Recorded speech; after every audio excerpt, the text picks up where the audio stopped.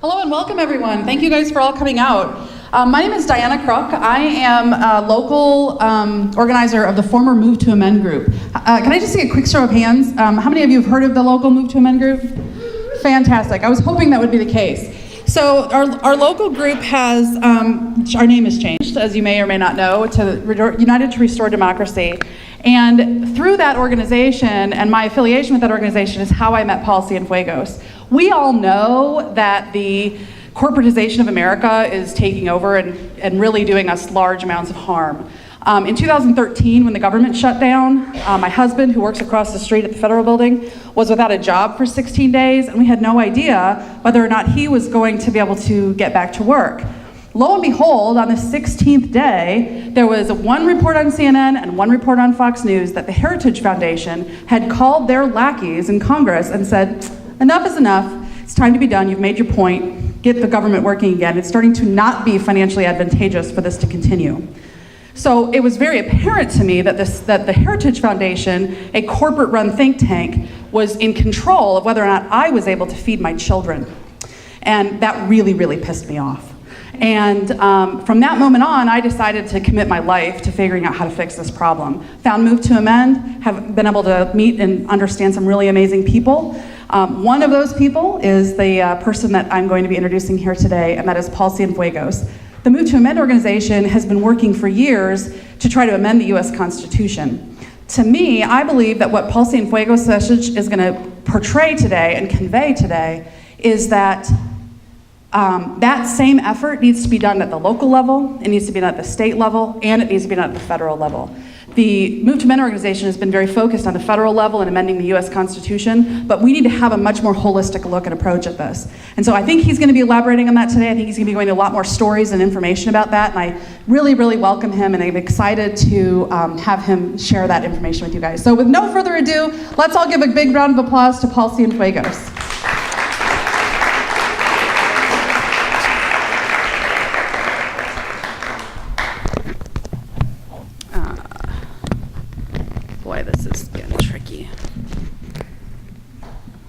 Paul, I'm going to let you do what you want with the mic. Yeah. Okay. Thank you, Diana. You bet.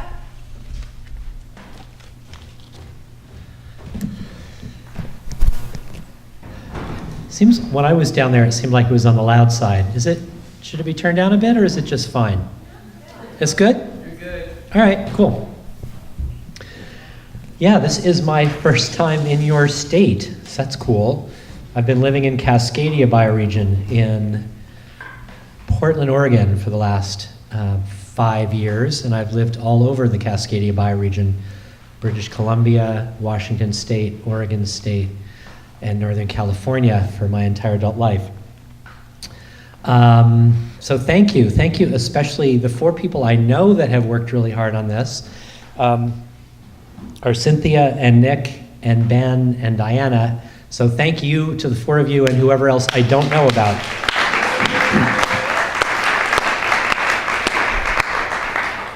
And yeah, I have become, over the last few years, one of the leading speakers on the community rights movement in the country. It's an incredibly exciting role to be playing. I lead workshops and give talks in increasing numbers of parts of the US. So what I'm going to do today is I'm going to speak for about 45 minutes, and in a storytelling form mostly.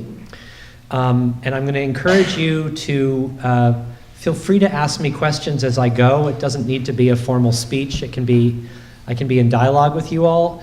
The one thing that I do request as I present is if your questions can be more kind of clarifying questions, or like sticking with where I am in the story, as opposed to taking me off into a whole different direction with your questions. And once I'm done with my presentation, we're going to open it up and go into small groups. We'll do a couple minutes of Q&A, and we'll go into small groups with that first question that was posted on the board behind me, about just your reflections about what you've just been taught.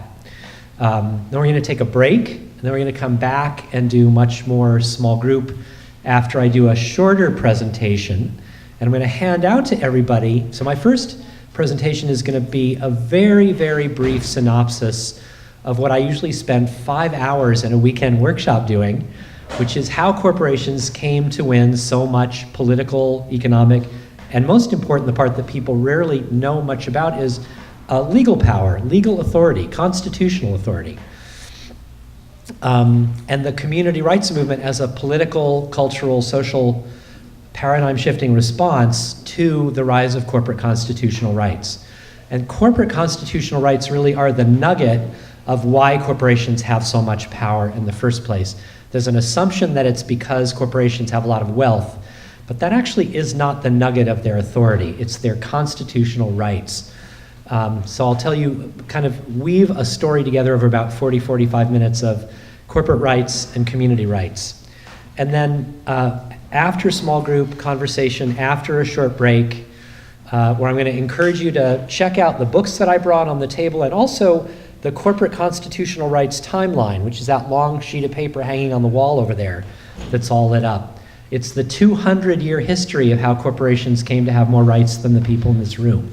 So it's worth understanding why corporations have more power than you. And then, so after the break, I'm going to pass out to everybody a copy of one of our local community rights ordinances. Ordinance is just a fancy word for a local law. I'm going to pass out a Sugar Hill, New Hampshire Right to a Sustainable Energy Future ordinance.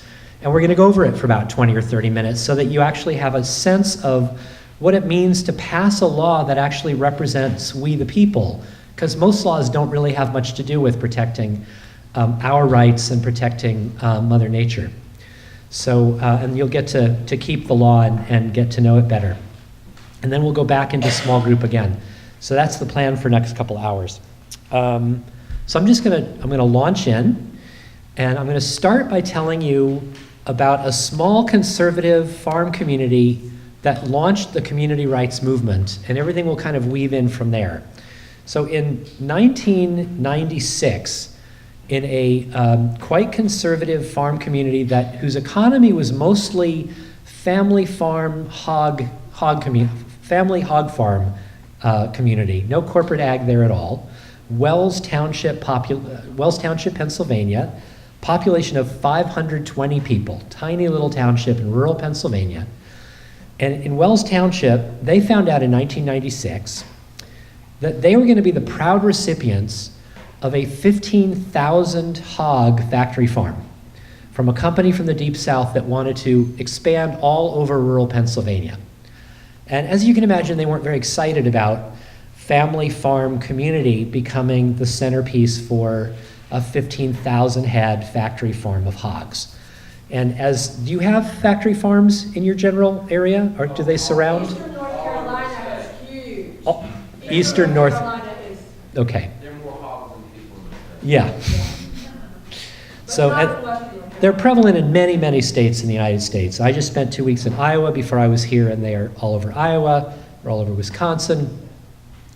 So if you've ever gotten close to one, you know that there's all sorts of problems with factory farms.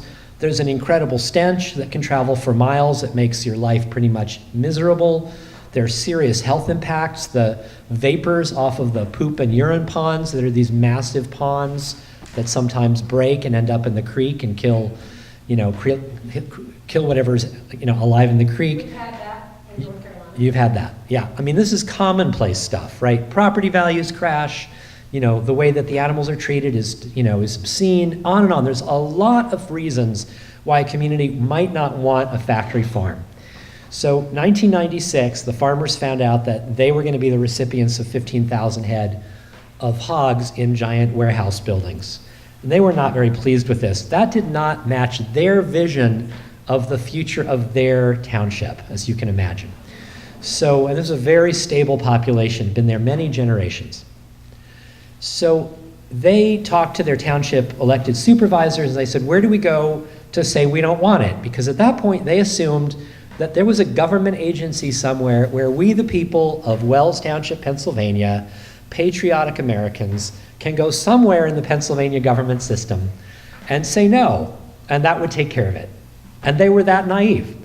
They were that naive because we, the people, think, at least many of us still think, that we have the authority In fact, how many people here, probably almost nobody here went to civics class in school, because civics isn't even offered in most schools anymore, hasn't been for decades. How many people took civics?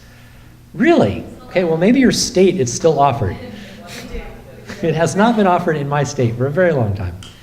Not mandatory. What? Not mandatory. Not mandatory. Okay. So, if you read the state constitution, if you read the federal constitution, it says we the people are sovereign. We have self-governing authority. In fact, let me just kind of launch in by reading a few excerpts from your state constitution. And this is from the very first section of the Constitution. This is Article 1, Declaration of Rights. Section 2, Sovereignty of the People. And this is, so your state constitution is the highest law of the land in state law in North Carolina. Sovereignty of the people. All political power is vested in and derived from the people. Doesn't really get any clearer than that. All government of right originates from the people, is founded upon their will only, and is instituted solely for the good of the whole. That's all political power is vested in and derived from the people. All government of right originates from the people, is founded upon their will only, and instituted solely for the good of the whole. And almost every state constitution has that line in some form or another. But then your constitution has a really interesting next section, internal government of the state, which is less common. The people of this state have the inherent, sole, and exclusive right of regulating the internal government and police thereof, and of altering or abolishing their constitution and form of government whenever it may be necessary to their safety and happiness. That you have the right, you have the inherent right as the people of North Carolina to alter or abolish your constitution and your form of government whenever it may be necessary to your safety and happiness. Isn't that interesting? So, carrying on with my story, in Pennsylvania they have a pretty strong state constitution as well. They were told the right place to go is the Pennsylvania Department of Agriculture. So a bunch of carloads of farmers went up to Harrisburg, Pennsylvania, the capital, and they met with one of the assistant directors of the Pennsylvania Department of Agriculture, and their goal was to simply say, we understand there's an application on the table for this massive factory farm, we don't want it. End of story. They were welcomed by the assistant director, who said, glad to meet you. We are currently working on a manure management plan for the application that's on the table for your township. And they said, well, that's all well and good, but we don't really want to talk about a manure management plan. We just want you to deny the application. And they were shocked when the guy from the Pennsylvania Department of Agriculture said, well, you don't really understand. That's not how this system of government works. When a corporation hands us an application for an industrial activity, we regulate that activity. That's what the Pennsylvania Department of Agriculture does. It doesn't decide through some larger vision of what's best for, he's not saying it this way, but I'm describing it this way, what's best for the ecology, the economy, right?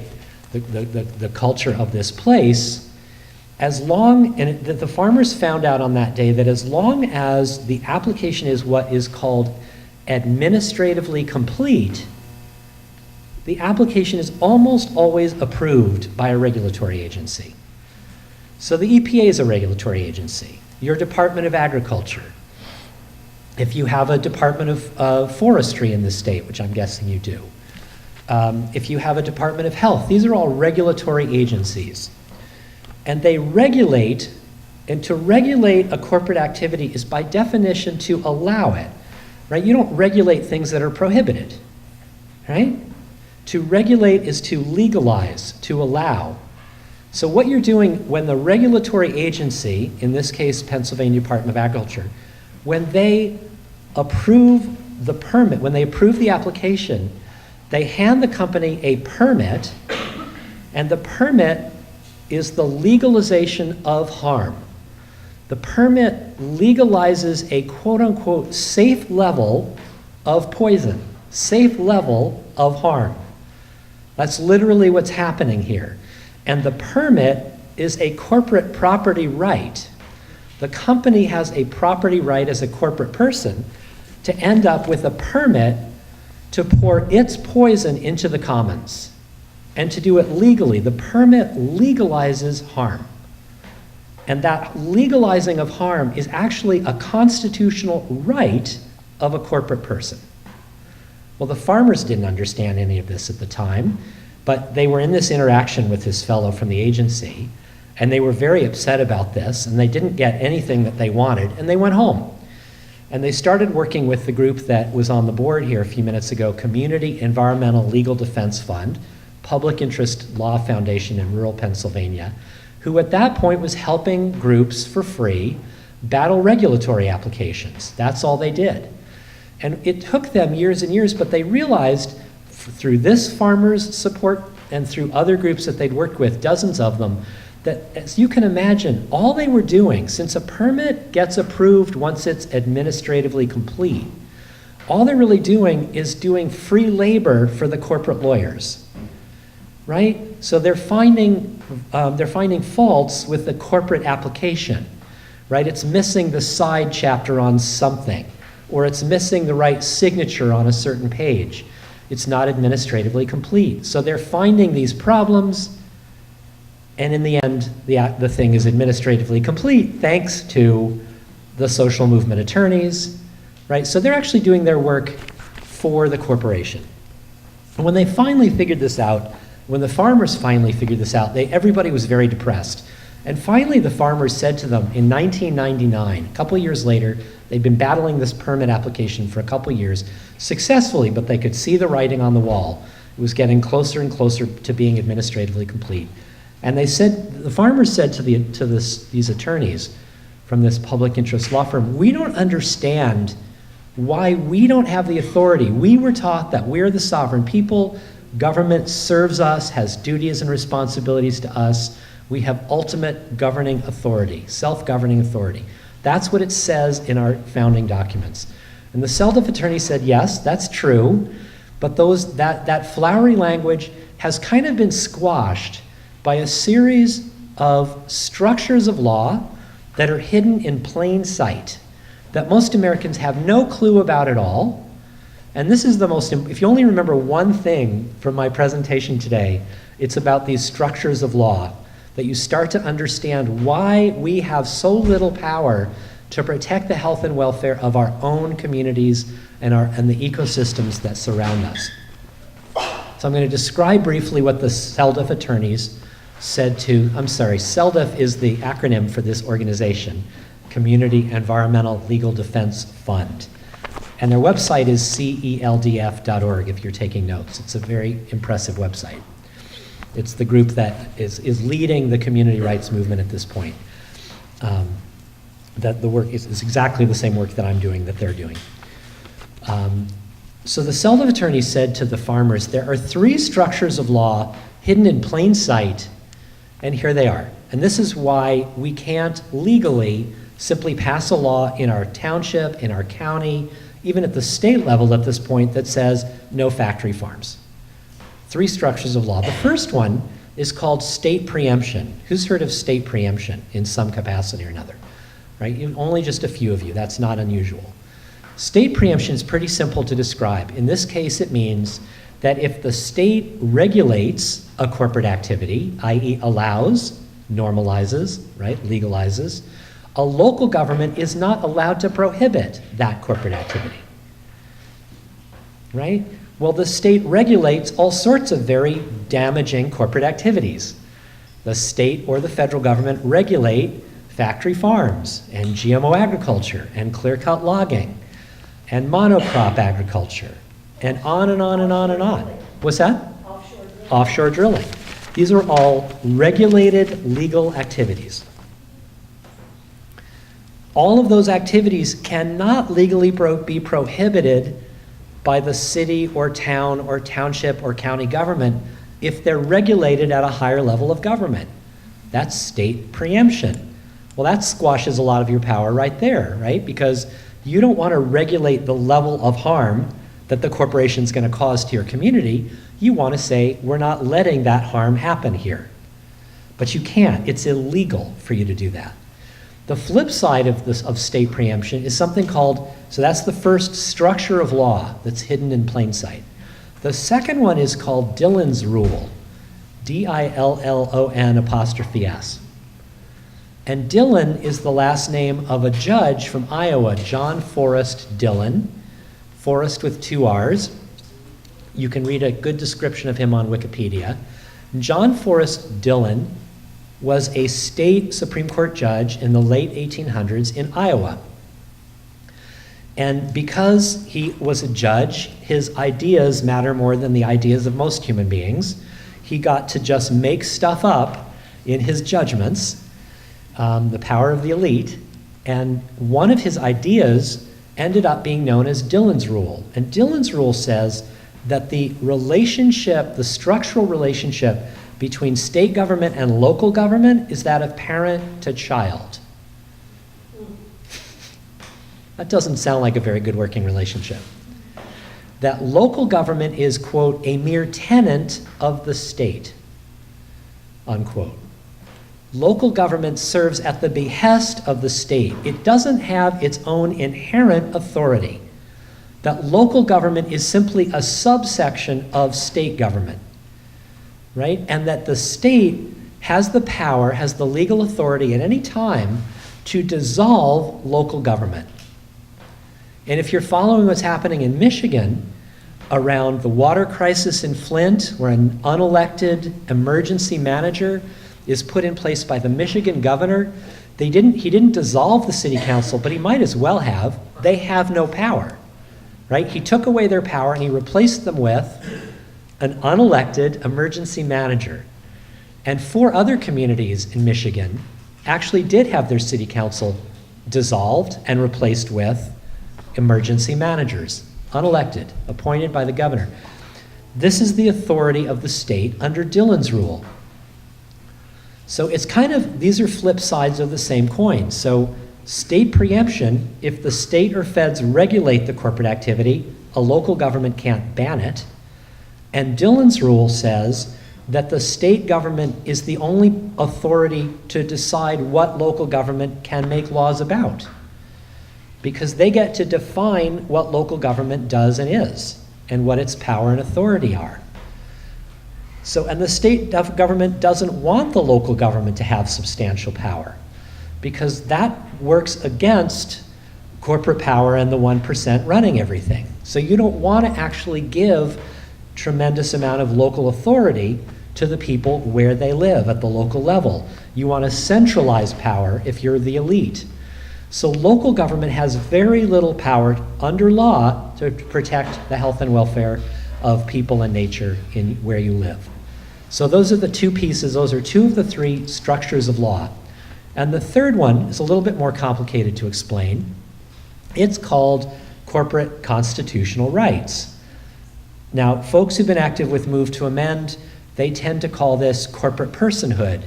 I use a more expansive term because corporate personhood actually does not include all of the constitutional rights that corporations possess. It includes about half or 2/3 of them, and there's some very significant corporate rights that aren't included as corporations being persons under law. So I call it corporate constitutional rights.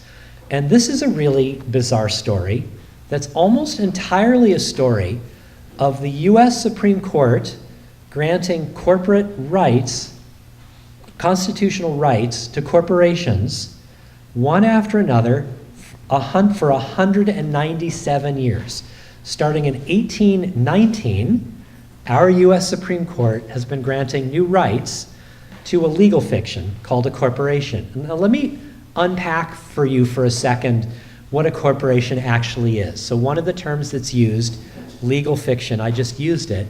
It's a common term to describe a corporation. And what that means is it exists under law, legal fiction. It exists in law, but it's a fiction in the material world. In other words, if I asked you to take a picture of Monsanto Corporation, do you understand that you actually could not do that? It doesn't physically exist. It's a business structure. That's all it is, right?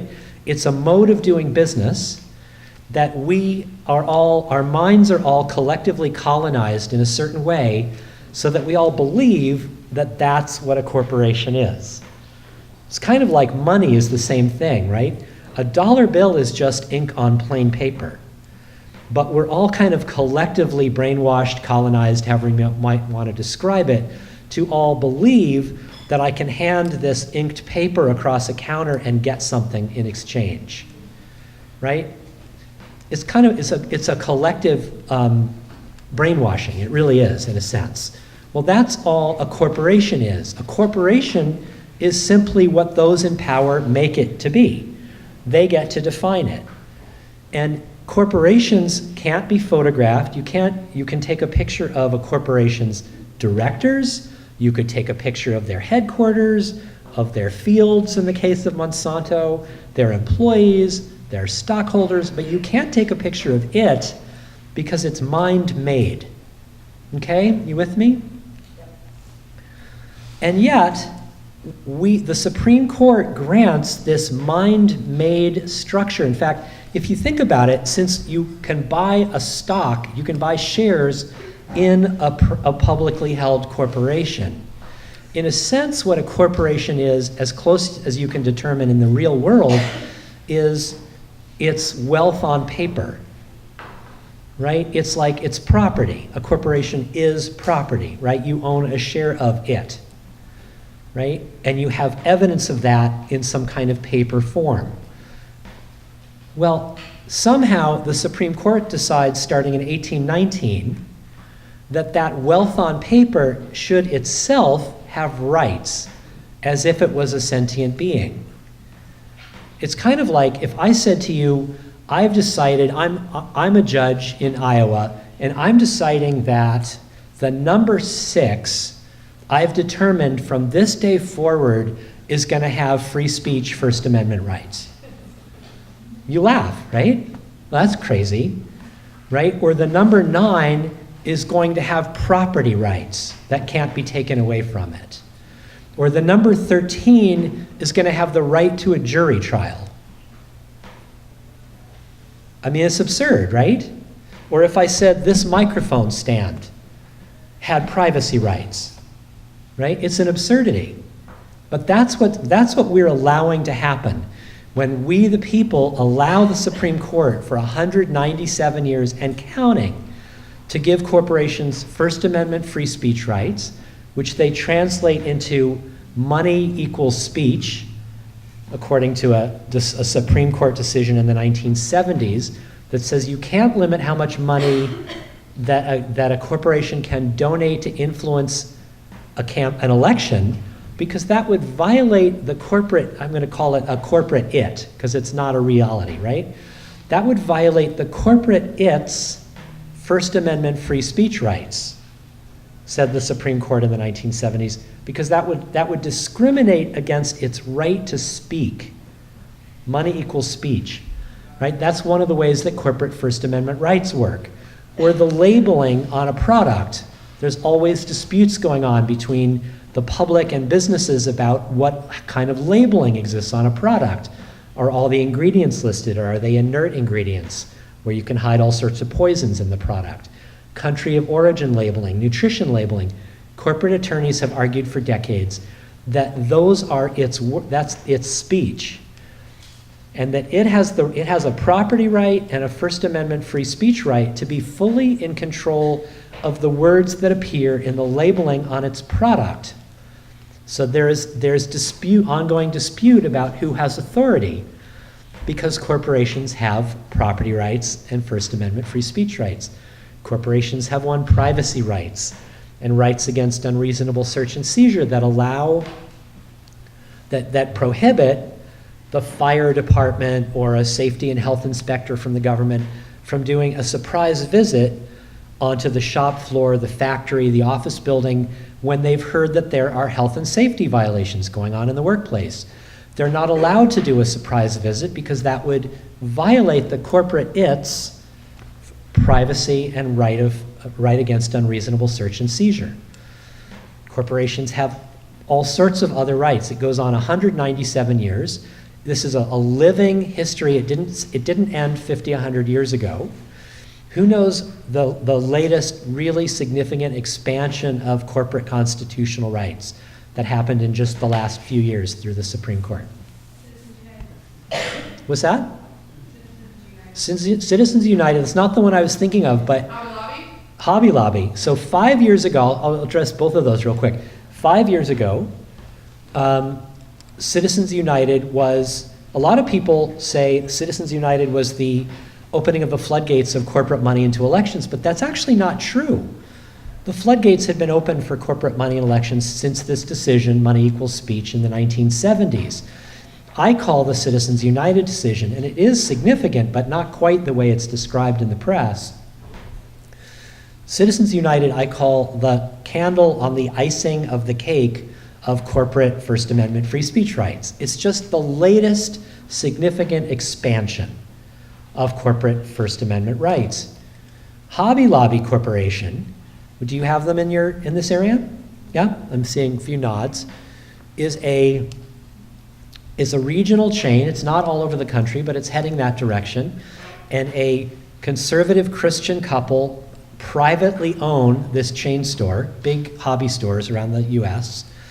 And they went to the Supreme Court a number of years ago, 2-3 years ago, and they got the Supreme Court to agree that the Hobby Lobby Corporation, which again is an it, right? I'm not talking about the owners who are a couple, that the it should have protected religious freedom. And the Supreme Court agreed.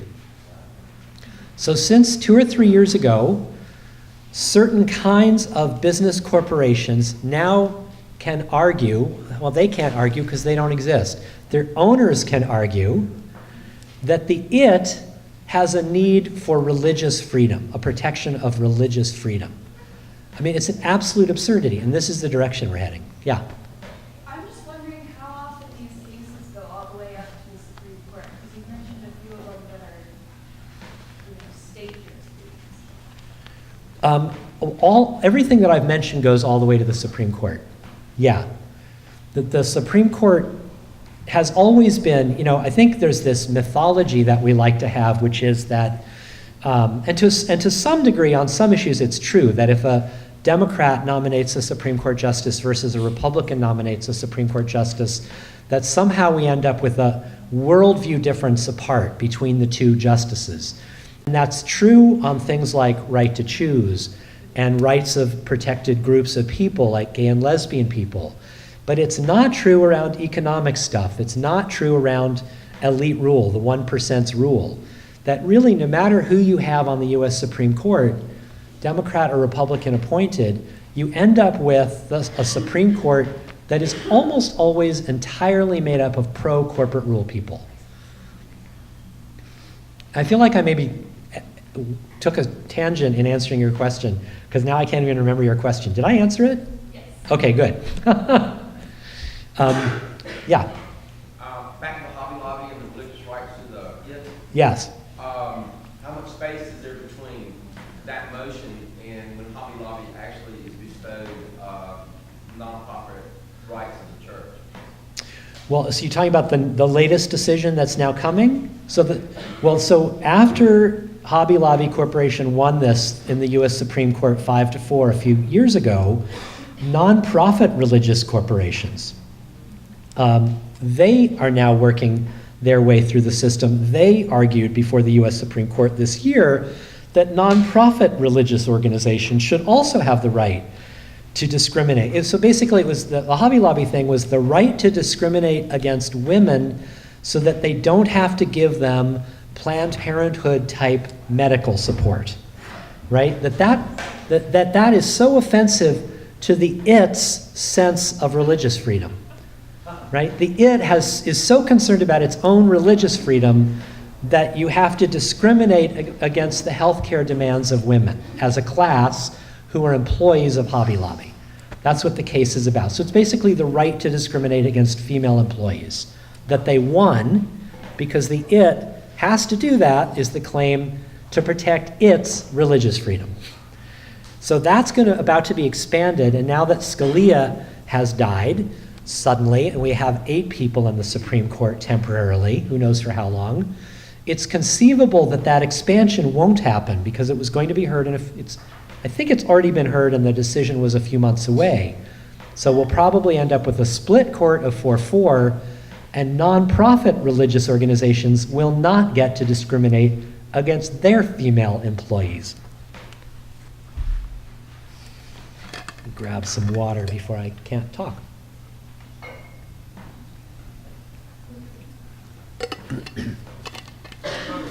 Question on that. Yeah. I thought the only difference was the tax filing, because they're both corporations. Well, there's nonprofit corporations, which can be, 501c3 tax exempt. And to do that, you have to be scientific, educational, or religious. Those are the 3 categories. And those are nonprofits. So the religious nonprofit corporation group is arguing they should have the right to discriminate against their female employees. I just would have assumed they would have had that automatically, given that they're corporations, just a different tax file. Not yet. Yeah.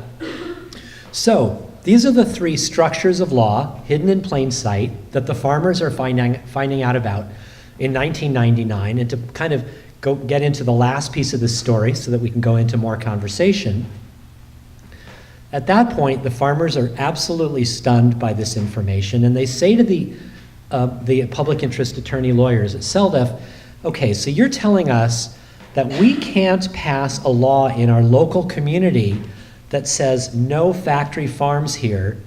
That's correct.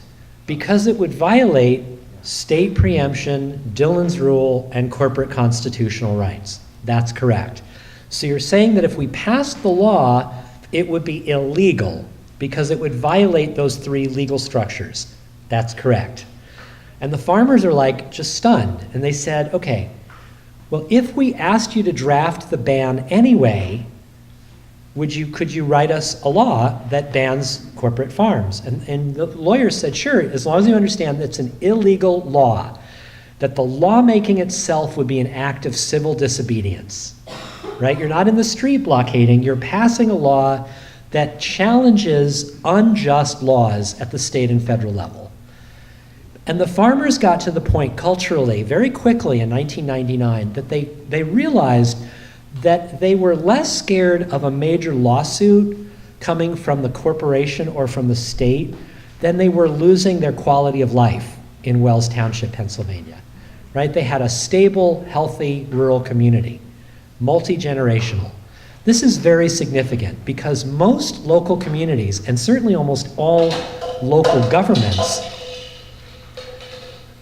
great sound effects, are absolutely terrified of a lawsuit from the corporations.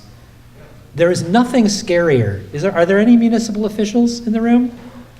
Nope. Okay, too bad. There's almost nothing scarier for municipal or county government officials than being sued by a corporation. Well, that has to change culturally. And it started in Wells Township, where a few weeks later, CELDF wrote them an ordinance that banned factory farms, and they passed it 5-0, unanimously in the township by the township supervisors, fully understanding that they would be sued or could be sued. And in fact, the lawsuit didn't come. Interestingly, the factory farm corporation's leaders pulled the application and they went somewhere else. And that was the beginning of the community rights democratic uprising, in a sense. That was the beginning, 1999. And this thing has been spreading for like wildfire ever since. And very, very briefly, here's what's happened since. 20 different communities in rural Pennsylvania, mostly conservative farm communities, through word of mouth and basic local press, all passed this anti-corporate farming ordinance that CELDF had drafted across Pennsylvania in just the next year or 2. 80 communities, rural communities in Pennsylvania, then passed in the next year or 2 bans on corporations dumping urban sewage sludge on rural farmland, which is a very common practice in this country because I don't know if folks have lived in major cities, but sewage sludge is a serious problem in major cities. Sewage sludge is everything that goes down every toilet, every sink, every drain pipe in the street. It's full of toxics. There's thousands of toxics in it. right? And what do you do with it, right? And so cities separate the lumps from the liquid, and the lumps, they dry out, and then what do you do with them? And a lot of cities market that as biosolids for farms. And occasionally it's even called organic fertilizer, which is really disgusting, because that is one big lie. Well, this stuff had been dumped all over the farmland in 80 townships in Pennsylvania, and they banned the corporate dumping of this crap on their farms. And then there were 2 communities in rural Maine that were already battling applications from Nestle Corporation. They wanted to put water bottling plants, sucking up the groundwater and putting it in little plastic bottles for sale around the world under their Poland Springs brand, one of a half a dozen or a dozen brands that Nestle owns. And these 2 communities banned corporations sucking up water and putting it in little plastic bottles. And in every single one of these cases over the first few years, they passed the law and there was no lawsuit, which is really not what we expected. These started to pass all over the rural Northeast states. A few communities banned corporate mining. A couple of dozen communities have now banned corporate fracking in a number of states. In 3 communities in rural New Hampshire 3 years ago, they passed the right to a sustainable energy future and self-government ordinance. I'm going to pass out one of those after the break, Sugar Hill, New Hampshire. So this movement has continued to build, and about 5 or 6 years ago, they went from just a simple ban, the banning of corporations doing X, Y, Z, to something that was much more comprehensive and elegant, where they're actually starting to attack the structures of law themselves. So these days, all of the ordinances in the community rights movement are organized as a Bill of Rights. They're calling them a community Bill of Rights. And the community literally comes together in public space with their elected officials, and they collectively decide what kinds of rights do we want to institute to protect our human and non-human inhabitants in this area, in this town, city, county. And so they then, as an aspect of the new Bill of Rights that they've established, they ban specific corporate activities because those activities would be a direct violation of the newly established Bill of Rights. Right? So Pittsburgh, Pennsylvania bans fracking. And they ban fracking because it violates their newly established right to water. The Pittsburgh ordinance says that human beings, rivers, ecosystems have the right to water in their ordinance. Imagine passing a law that says the local river has a right to water. I think it's very cool. That nature has the right to exist, flourish, and evolve. The right. And we're going to enforce it. It's not just some flowery proclamation. That's what makes this work so fascinating to me, is that these are legally binding. They're locally enforceable, they're legally binding. So that's the format ever since about 6 years ago, is a community Bill of Rights and a connected specific ban, and the ban has to happen as to not violate the Bill of Rights. Let's see, I think I'm almost done with my presentation. What did I want to say? Oh yeah, so one last thing. There are now, as the earlier speaker said, there are now about 200 communities in 9 states that have passed these locally enforceable community rights ordinances, local laws, some in cities, towns, townships, and a few in counties. Of the 200, about 30 include recognizing that nature has locally enforceable rights. Now, as you can imagine, and as it was also stated earlier, only about 5% of the 200 have been legally challenged by corporation or state, which is also remarkable. 95% stopped the corporate harm before it arrived in the community. There's no track record like that in other social movements in the United States, right? The existing environmental movements in this country are about regulating harm. They're about putting pressure on regulatory agencies to lower the legal level of harm. That's what most environmental law does. In fact, if you think about it, environmental law in the United States defines nature as property. Did you know that? All of our environmental laws define nature as property, right? So if somebody goes to court saying, you know, you poisoned the river or the pond or the whatever, and they win, who gets the money? The person who sued. Do they have to use the money to fix the ecological crisis? No, there's actually no cause and effect. There's no A to B direct line here. In our ordinances, if they have rights of nature clauses, if a corporation harms nature, they're required to spend whatever it takes. There's no fine separate from reality.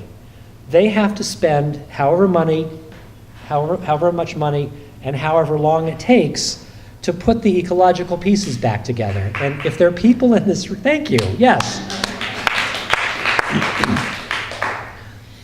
And you know, and if I'm guessing there's a lot of very ecologically tuned in people in this room, and you know that it's not easy to fix ecological catastrophe, the poisoning of a river. In fact, you really can't. You never really get back the ecological integrity that you had.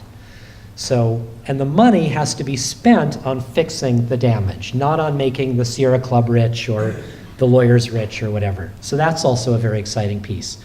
And the last thing I want to say is the movement is not just about local control. The first phase of the movement is about local control over corporations. But once there are enough communities within a state that have already passed these paradigm-shifting laws, they form a state community rights network. And the state community rights network has as its primary goal to change state law so that corporations can no longer have rights under state law, and also so that corporations can no longer sue local communities that are simply passing protective laws to protect themselves from corporate harm. It becomes illegal for corporations to sue local governments once we change state law.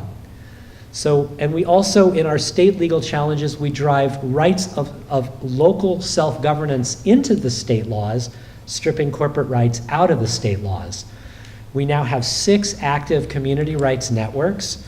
Colorado is furthest along, amazing what they're doing.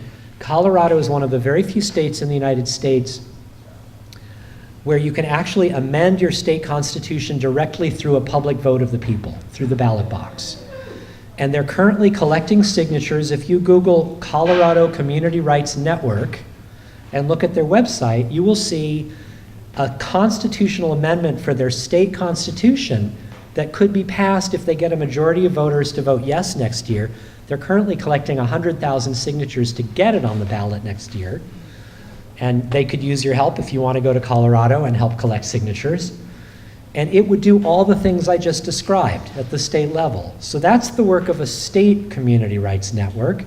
And the final phase, which starts to sound a little bit more like what Move to Amend is doing, is once we have sufficient numbers of state community rights networks in place, they form a federal community rights network to drive new rights for local communities into the federal level of lawmaking. Strip corporate rights out of the federal lawmaking and drive rights for local community self-governance into federal lawmaking. So this is a very big deal. This is rethinking, redefining what government is and what governance is. This is a really serious question. You see a correlation between just how effective the Colorado Community Rights Network is and the legalization of cannabis out there? Well, it's interesting that the legalization of cannabis, that started with medical marijuana decades ago in California has just spread to dozens of states. If you think about it, those state laws that have been passed all over the United States are all illegal under federal jurisdictional authority, right? They all violate federal preemption laws. So people frequently say, well, you can't get away with passing illegal laws at the local level. You'll be completely squashed. That can't be your strategy. But the reality is when people power trumps, there's that word, when people power trumps state or federal power, people power wins. And we tend to not be very organized as we the people, right? We've been told that our power is as consumers, right? To vote with our dollars. right? Or as rugged individualists. And I don't think that makes sense, right? Our power is as we the people, as the citizenry, with self-governing authority, right? Where government is required to serve us, where business corporations are required to serve us. So here you are in California, decades ago, they passed legalization of medical marijuana. They're passing a law that is illegal. And what do the feds do? Well, they're now in direct conflict with the state. It's a crisis of jurisdiction between two levels of government. That's exactly what we want to create. That's really no different than what the local governments are doing, is they're challenging state and federal authority too. They're passing a law which is so far illegal. And if you think about it, virtually all social change in the history of this country and around the world happens through civil disobedience. It happens through driving new rights into law, right? The abolitionist movement to end slavery, right? That was done through massive civil disobedience. The suffragist movement to bring the vote to women, right? Women asked nicely for a while for the right to vote.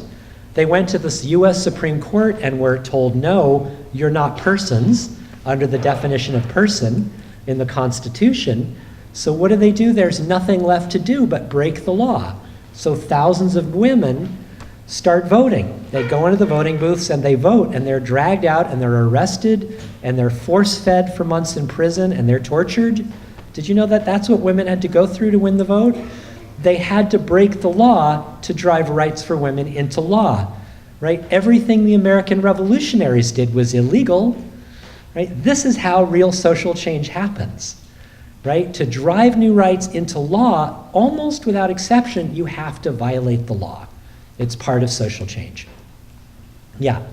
How do you see international trade laws like the TPP fitting into the community rights movement? So we actually incorporate that in many of our ordinances, and thank you for helping me to remember this little tidbit that I forgot to say. So each one of our laws does three things, each one of our ordinances. It nullifies corporate constitutional rights within the municipal or county boundary when those rights are in direct contradiction to the new Community Bill of Rights that's been established. It enshrines the local government's inherent right to govern, the local people's inherent right to govern themselves, and it bans a specific corporate activity. Each ordinance does all three things. Some of the communities are including global trade treaties in that. So they're not just saying we're challenging state and federal preemption when those structures of law come up against our new ordinance. They're also saying we're nullifying the enforcement of federal trade treaties when the federal trade treaties directly contradict the new rights we've established for ourselves in this town. So in fact, all it is adding a phrase or two to our existing ordinances, and you cover trade treaties. Now, again, I can imagine a lot of people in the room are thinking, well, yeah, that's great. You can put it in the document, but how are you actually going to stop the powers that be, right? How many people are thinking that? They're thinking, boy, this sounds a little iffy that it can actually work. Raise your hands high. How many skeptics are in the room? That's what I thought. Like half of you. Go ahead. Let me hear from you. Well, I want to not interrupt you, but... No, I want to be interrupted. I'm not really skeptical of it. My question about it is like 5% of these have been sued. Like in 5% of the cases, the corporation has sued. I'm curious where those cases are. And I imagine that as this movement grows, that resistance is going to grow. I think that's true. And I'm wondering, you know, what the rumblings are, what are we hearing in terms of, you know, the corporate lawyers, what are they talking to each other about? Well, they don't tell us that, Well, so I know the arrogance is so Yeah. great that often it's just like on their blogs or whatever. Like I'm just Nope. wondering who those people are. And we can only guess what we they're can only talking. guess at this point. Yeah. And then, to me, and so then I see eventually one possibility, you know, one of the reasons it's not going to be farther is that it actually takes a lot of money and energy to truly force something. Mostly enforcement is fear of force, right? So right now, like with a lot of people, we assume or we have assumptions that we don't have the power or we fear the force. Those state, those local governments are afraid of the lawsuit.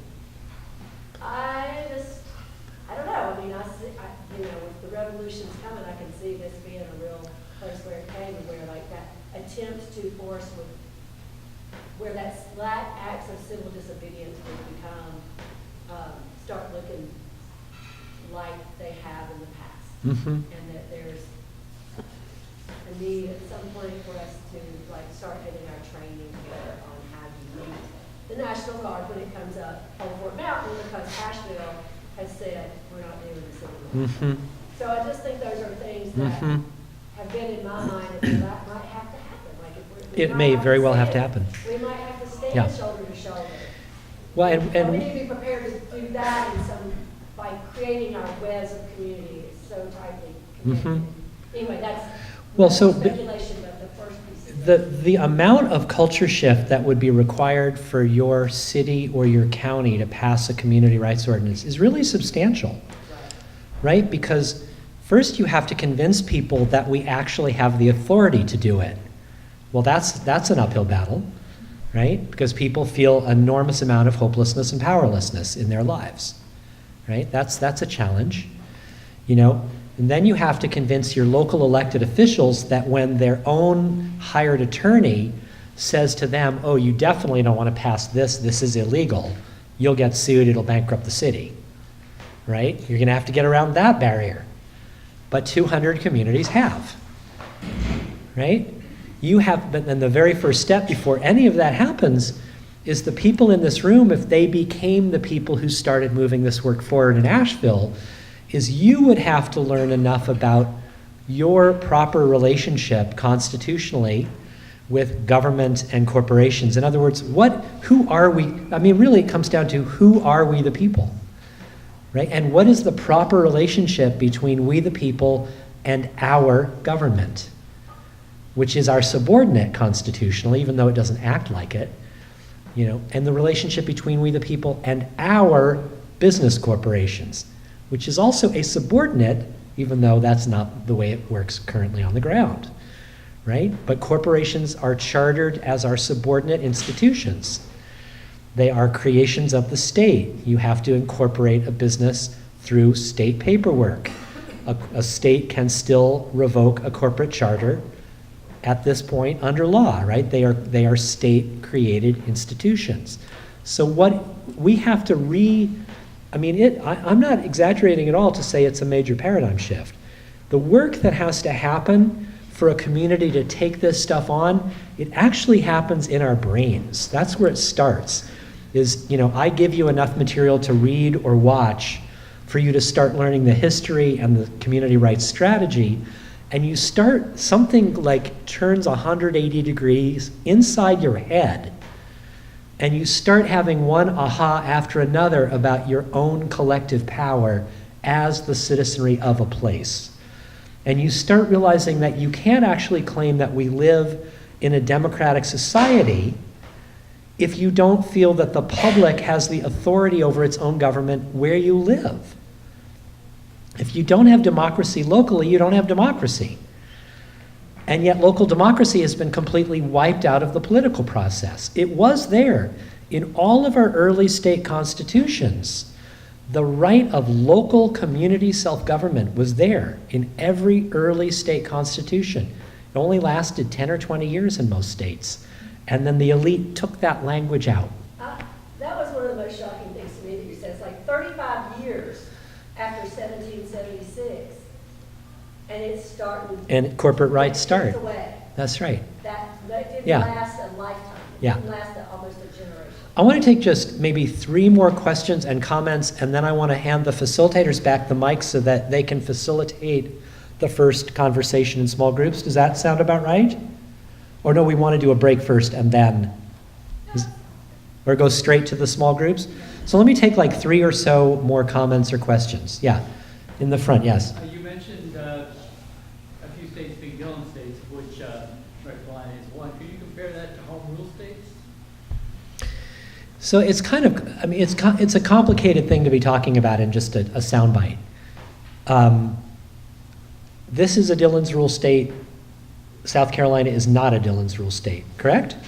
Sounds like you can confirm that or deny that. That's my memory. I'd have to look at my papers because I move so much, I have a hard time. Any other Dillon Rule states off the top of my head? Yeah, I mean, there are about half of the states are Dillon's Rule states. That many? Yeah. And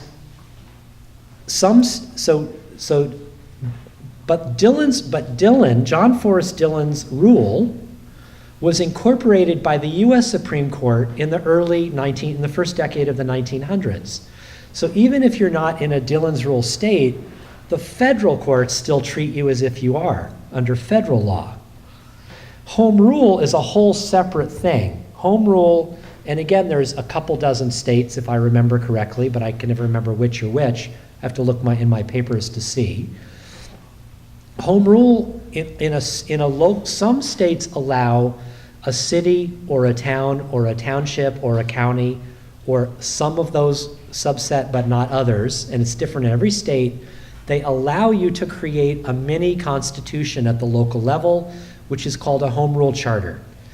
And if you're a home rule authorized town, city, township, or county, you're allowed to write a mini constitution. But in most states, the way that you're allowed to write it is so politically constricted that you'll never actually get into the Constitution what you wanted to put there. The whole system is rigged to make sure that we, the people, do not have local authority. There are a few states, Oregon is one of them, where the home rule chartering process is pretty open and democratic.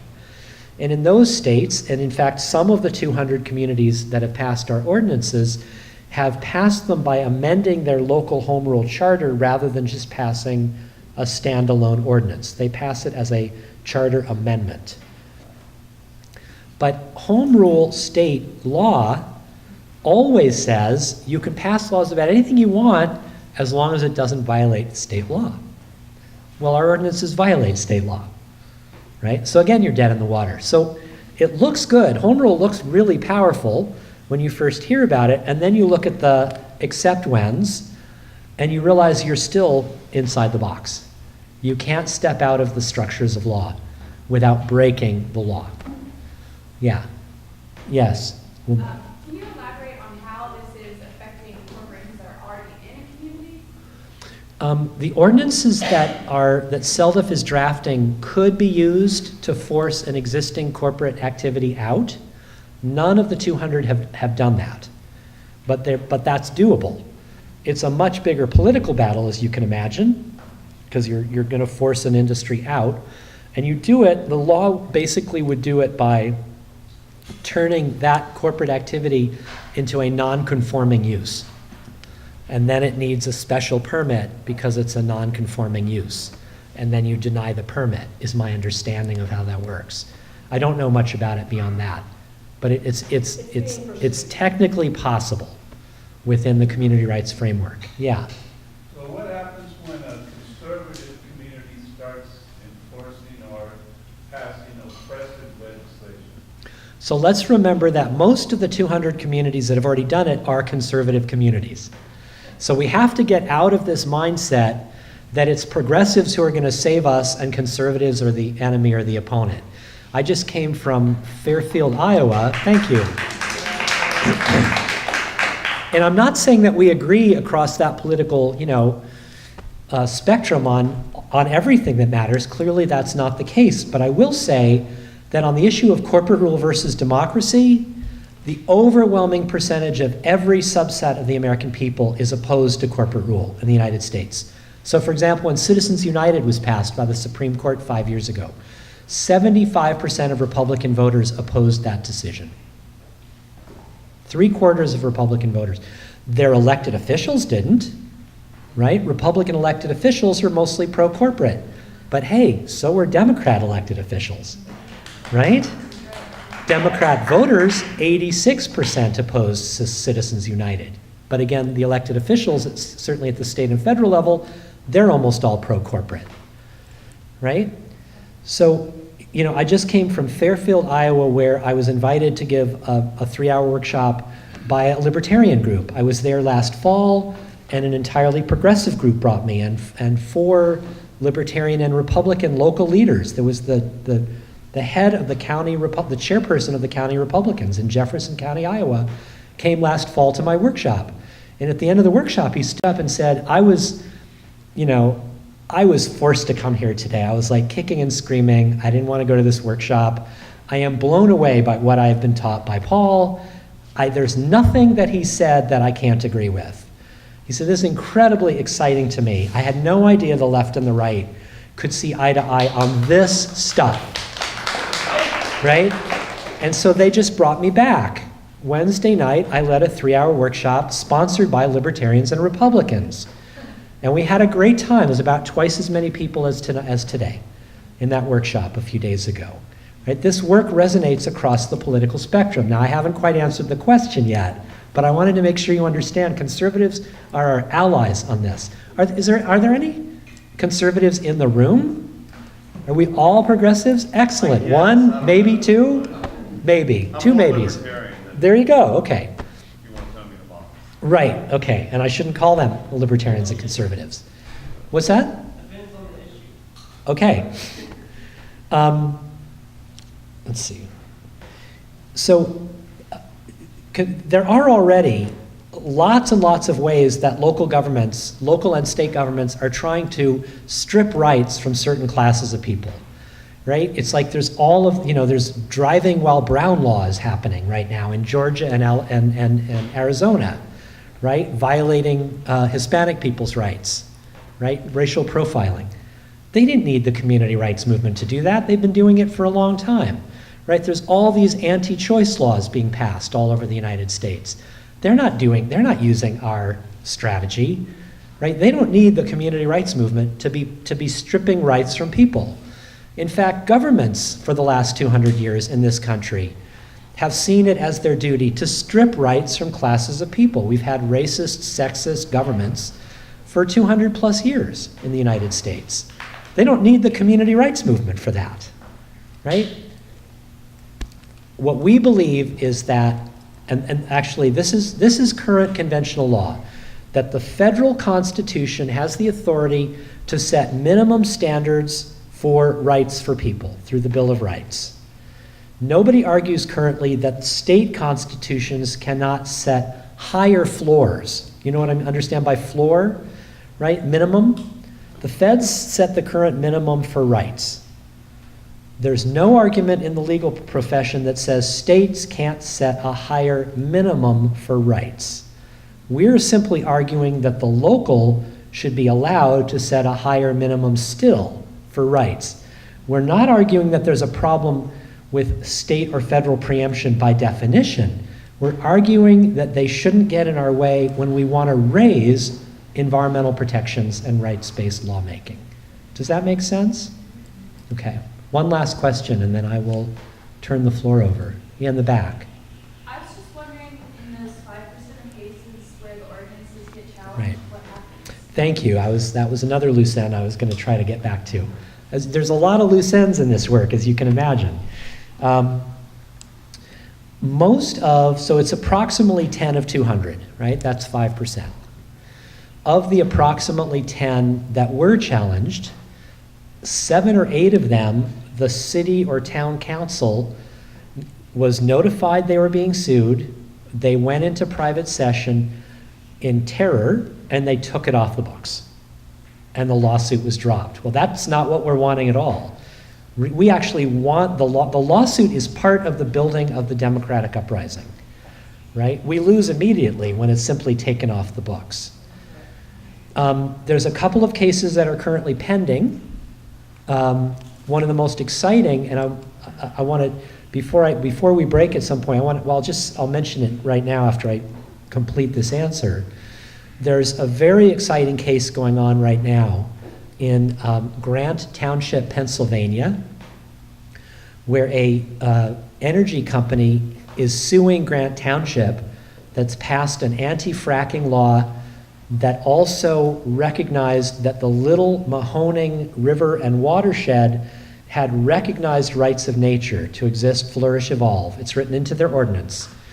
right? That the river in the township has these rights.